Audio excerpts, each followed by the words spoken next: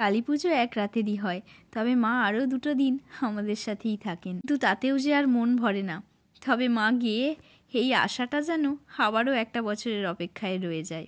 বিসর্জনের দিনে আমাদের মনটা ঠিক যেমনটা বিষণ্ণতায় ভরা থাকে, মায়ের মুখখানির দিকে তাকালেও ঠিক একই রকম মায়ের যে কষ্টটা, সেটাও যেন ফুটে ওঠে এই সময়। একরাশ মন খারাপকে সাথে নিয়ে মাকে তো বিসর্জন দিতেই হয়। আবারও পরের বছরের অপেক্ষায় দিন গোনা শুরু হয়ে যায় এই দিনটা থেকেই। অনেক ঢাক ঢোল ধুনো সবটা নিয়ে মাকে বিসর্জনের পথে রওনা দেওয়া হলো। বুকের মধ্যে যে হাহাকারটা চলছিল সেটা বোধহয় প্রকাশ করা একেবারেই অসম্ভব। প্রত্যেকটা বাঙালি হাত জোর করেই একটাই কথা বলে, আসছে বছর আবারও এসো মা।